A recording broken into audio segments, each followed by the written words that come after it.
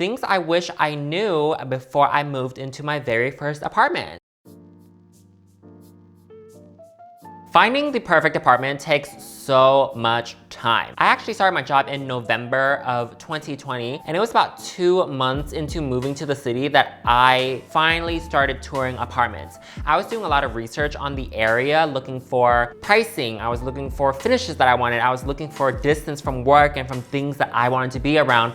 And things like that, it takes so much time to find the right apartment. It wasn't until January of 2021 when I actually started touring apartments. Before that, I was honestly asking everyone I knew about apartments in Kansas City. I was asking my boss, I was asking my managers, I was asking my other managers, I was asking my coworkers. I was literally looking at apartments at work, and my boss and my manager and my coworkers, they were helping me look for it too, because it was actually so hard. I didn't want an apartment that didn't fit my needs or what I wanted at the time. It was just a lot of looking, and even with apartments that I wanted to get into, it was so hard to get into those because they were full. There were no openings, and they told me the first opening that they had for a move-in was 6 months down the road. It takes a lot of time. It takes a lot of planning to get into. Things might seem like they're moving really fast, but the planning beforehand, it takes so long just to even get into an apartment. This should go without having to be said, but apartments cost so much money to move out into. And even before you can start renting an apartment, you need to have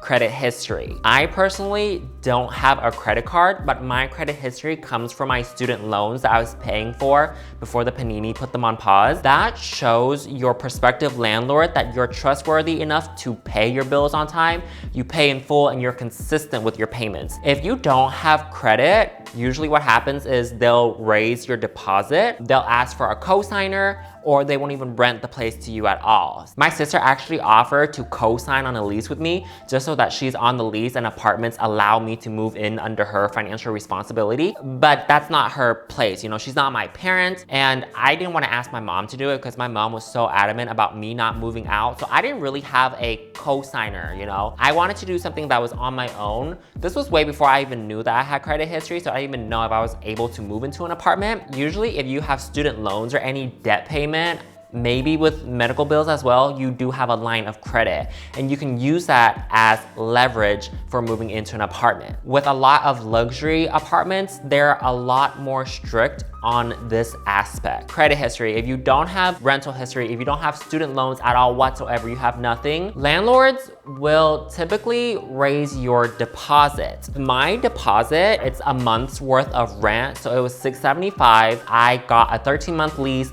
with the first month free. So the first month that I was living here, it was basically free. What landlords look for alongside your credit and your deposit is a proof of income. This is where it screws up a lot of people. I had a friend who was telling me he was trying to get out of his parents' house. He had actual issues with his parents, whereas I was just making stuff up in my head. He and a friend of his was trying so hard to move into an apartment, have a place of their own, establish themselves, but they couldn't move out because they didn't have the proof of income to meet the financial requirements. Typically with apartments, they want you to prove that you have a stable income. So not like just a one-time deposit of $1,000 in your account, but they want to see about 3 pay stubs or 3 deposits, and they want to see a monthly income up to 3 times your rent before taxes. A good rule of thumb with how much you can afford in rent is 30% of that income before taxes. I know a lot of people who live way below their means. They're paying 20% of their income to live in an apartment. And I know some people who are living way above their means, paying 50% of their income for the apartments. You need to understand that once you move into an apartment, it's not just the rent that you're paying for. Rent is one of the biggest expenses that you have, but you need to understand after taxes, you gotta pay for your rent. You gotta pay for utilities, gas, water, food. Those things can add up so quickly that will literally take away from your paycheck, and you're gonna end up with no savings, and you're gonna end up with no money to treat yourself. If I were to base my rent off of 30% of my income, I can actually afford an apartment that's $792 a month. I didn't want to be that tight on my budget,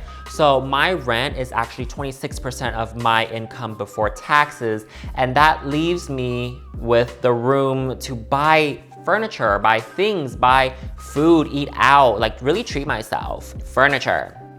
and not just big ticket items, but all the little things in your house. If you're living in a dorm or if you're living with your parents, these things you kind of take for granted. Your spoons, your fork, rugs, couch, appliances in the kitchen, you have all of those things already. And if you move into an apartment that's not pre-furnished, you're left with nothing. If you're planning on moving out, make sure you're saving up heavily. You're saving up as much as you can. If I'm being 100% honest, you guys, my budget for furnishing my apartment was $800. That was it, and that was for everything, okay? So I really underestimated how much money I needed to furnish my apartment after moving in. I was literally just gonna sleep on the floor. I was ready to sleep on the floor, say goodbye to my back. I did not set aside that big of a budget, and I didn't wanna go over that budget. But if I'm being 100% honest with you, my entire apartment took $3,000 just to furnish, because I keep buying little things here and there, and those things add up. Those things you don't even think about when you're living at home, like light bulbs.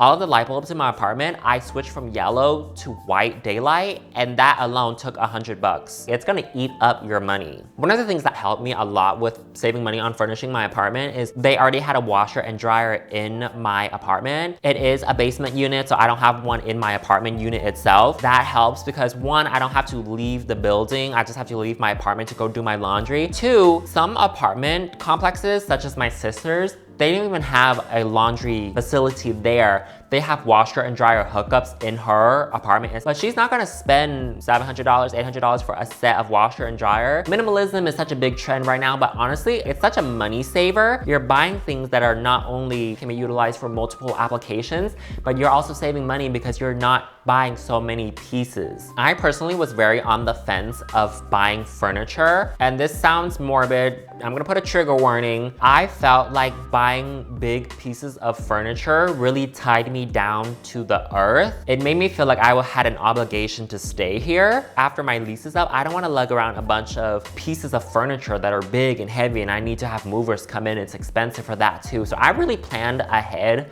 on the pieces of furniture that I have. I literally don't have that many pieces of furniture. I have a bed, coffee table, this couch, and a table back there, and that's it. That's just 4 big pieces of furniture. Furnishing your apartment takes a lot of time. My apartment took me about 2 months to find, and it took me about 4 months to finally finish furnishing my apartment. It's a lot of money, so I had to save up for pieces that I was buying. If you find a piece of furniture that you really like, it might be out of stock, and the next time they restock is next November, okay? So that takes a long time in that aspect. And then if you just move into your first apartment and you're barely out of college or you're barely out of your parents' house, you don't know what your taste is like, you know? So if you just go to IKEA and just have a big old shopping spree, these pieces that you buy on a whim might not mesh with your taste further down the road. If you go for neutral pieces of furniture, you can reuse it, it matches with everything, and then when you move on to your next apartment, you won't have to buy new pieces. My rule of thumb is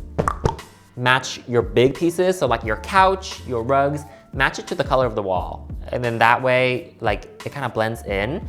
My theme that I have going on is kind of like eclectic chic, I guess. I don't even know if that's a term, but there's like a retro vibe in here somehow. I can't put my finger on it, but everything's cream, everything's like light wood color, and then my couch is gray. It matches the floor and it just breaks everything up. When I was looking for couches, I truly did not want to get a gray couch. Like, I was so against a gray couch because I felt like having gray walls and then gray flooring and then gray couch, it was just like so dreary. And it honestly made me sad when I came home and I didn't have a rug or anything and everything was just gray. It honestly made me a little sad. Now, I'm really grateful that I got my gray couch. Everything else is such light colors.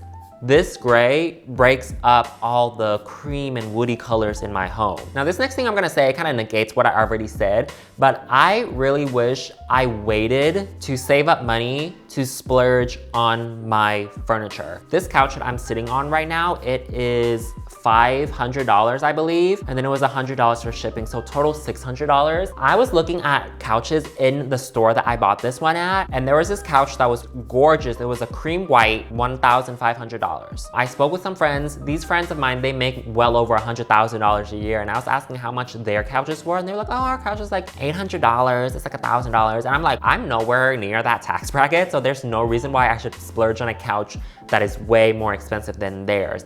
But I feel like now that I look back on it, I kind of regret rushing to buy my couch because I really could have saved up a little bit more if I had a little more discipline to splurge for that expensive piece of furniture. The more expensive your furniture, those pieces tend to last 10, 15 years. A really good couch can last you 15 years. You can take that with you everywhere you go. Your first apartment is not gonna be the apartment you love. When I initially saw this apartment, I honestly loved the big mirror in the living room. I loved the hardwood flooring, and then I loved the giant windows. As I've lived longer in this apartment, I've kind of found issues here and there that made me fall out of love with it. One being there are really big, thick trees right up against my window. During the daytime when the sun is shining right into my windows, it's dark in here because the trees block so much light. When the sun is right above, everything's green in my apartment. It's completely green because the sunlight reflects off of the leaves. When I was touring my apartment, it was actually during the winter, so I didn't even know that. Divots in the floor where it's kind of sunken in, there's popcorn ceilings. Your first apartment won't be the one that you love. That's okay, because your first apartment is not